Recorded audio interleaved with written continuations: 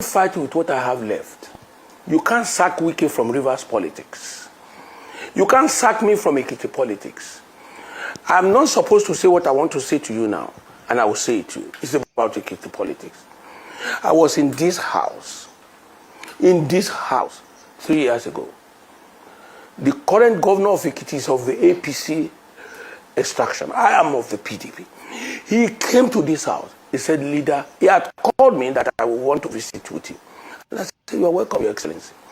He came here and sat on the chair and said, Your Excellency, I want to beg of you. I want you to come to my support and my aid. I want you to stand by me in this government. I didn't go to him. He's the governor. He deserves all honor. I didn't go to him with all due respect. And he said to me, I go around the state. Everywhere I go, they will say, bow, bow, bow, which is his pet name. And when 2, 3 people say bow, 7 will say, oh, Shoko, Shoko, Shoko, Shoko, which is my own pet name. Which, to him, I still have hands and legs everywhere in the state. Yes, I'm no more the governor, but that is a line of wisdom. That's a part of wisdom. I was taken off my feet.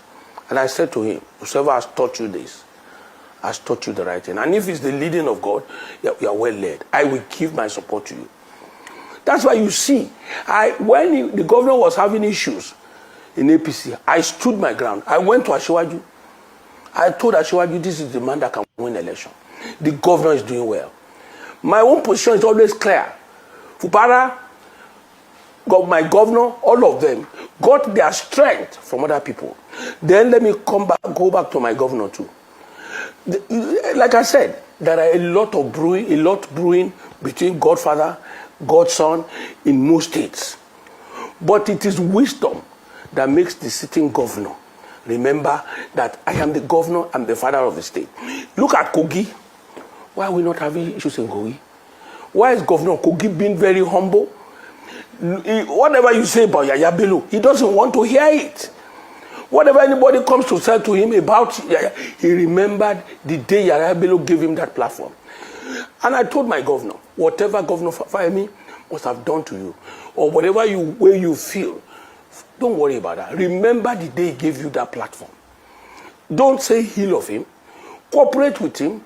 And he thanked me for such advice. Okay. If it were other people, they take advantage of the situation. Chief, what I'm hearing is that you are saying Godfatherism in Nigerian politics is not something we can ever discount. No, you can't. However, in the headline you are seeing everywhere now, "You can't sack Wike from Rivers politics," did not just come from nowhere.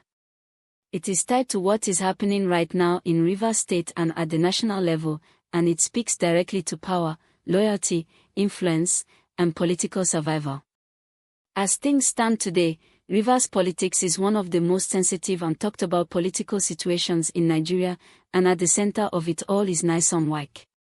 Before we go deep into the gist, please like this video and subscribe to the channel so you don't miss important political updates like this. Now let's go straight into the real story. For months now, there has been serious tension in Rivers State between the camp of former Governor Nyesom Wike and the current governor, Siminalayi Fubara. This tension did not start suddenly. It grew gradually after the election, when political expectations, loyalty, and control of structures became an issue. In politics, especially in Nigeria, winning an election is one thing, but controlling power after the election is another thing entirely. That is where the problem started. Wike, who is now the Minister of the Federal Capital Territory, is not just a former governor. He is a politician who built a very strong structure in Rivers State over many years. He controlled party leaders, lawmakers, local government structures, and grassroots supporters. Many people who are in government positions today in Rivers came through that structure. Because of that, Wike still has influence, whether some people like it or not. On the other hand, Governor Fubara is the sitting governor. Constitutionally, he is the #1 man in the state. Naturally, Many people believe that once you become governor, you should take full control of the state politically and administratively. That belief is what created the silent struggle that later became public. Supporters of the governor believe he should not be under anyone's shadow. Supporters of Wike believe loyalty and political history should not be ignored. As the disagreements grew, it moved from private talks to open actions. The Rivers State House of Assembly became divided. Lawmakers began taking sides. Political statements started flying left and right. At some point, impeachment talks entered the conversation, which made the situation more serious and attracted national attention. When impeachment is mentioned in any state, it means the political crisis has reached a dangerous level. During all of this, many critics began calling on President Bola Tinubu to remove Wike from his ministerial position. Some people believed that sacking Wike as a minister would weaken him politically and reduce his influence in Rivers State.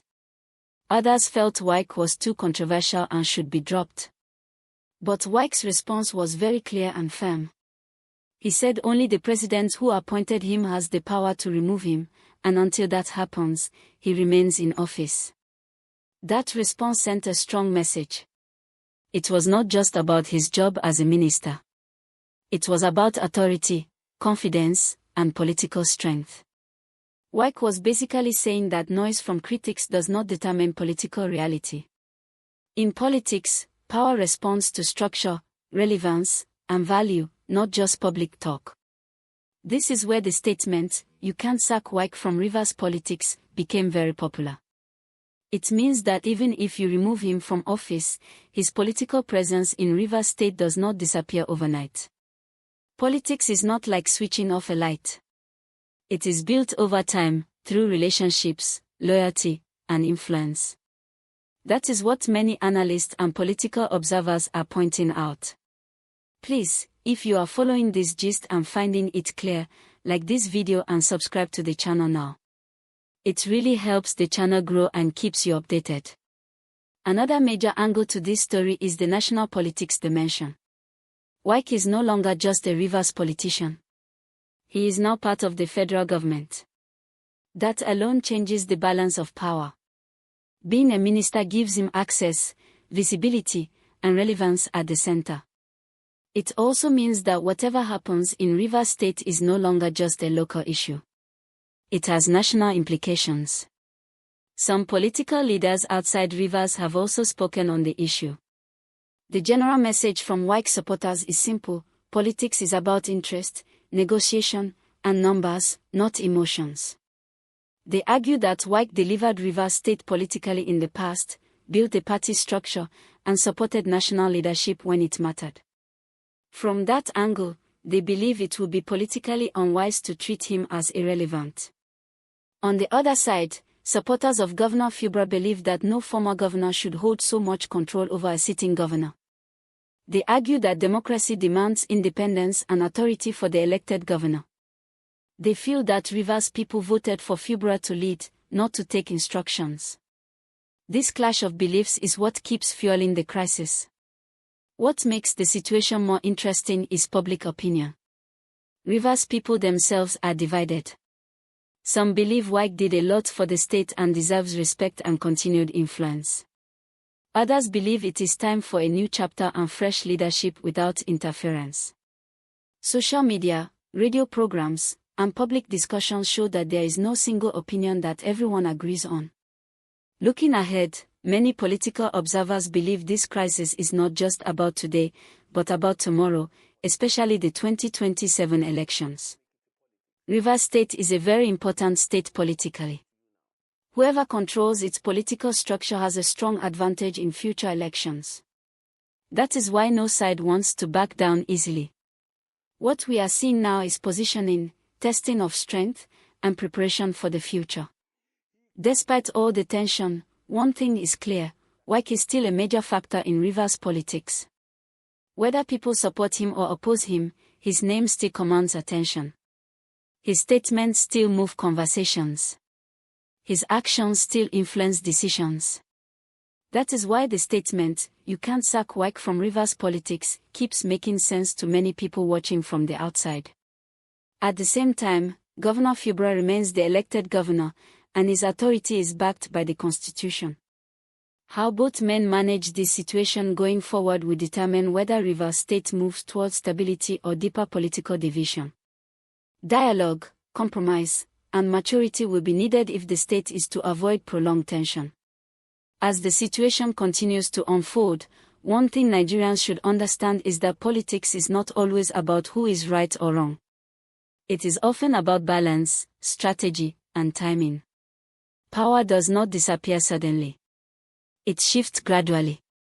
And right now, Rivers State is in the middle of that shift. If you have stayed with me till this point, please like this video and subscribe to the channel. Your support means a lot and helps us keep bringing you clear, calm, and accurate political gist without noise. In conclusion, the headline is not just a statement, it is a reflection of reality as it stands today.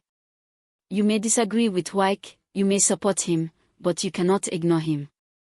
Rivers politics is still shaped by his influence, his history, and his connections. Whether that will change tomorrow or remain the same is something only time and political decisions will tell.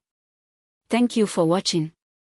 Don't forget to like this video, subscribe to the channel, and turn on notifications so you don't miss the next update as this Rivers political story continues to develop.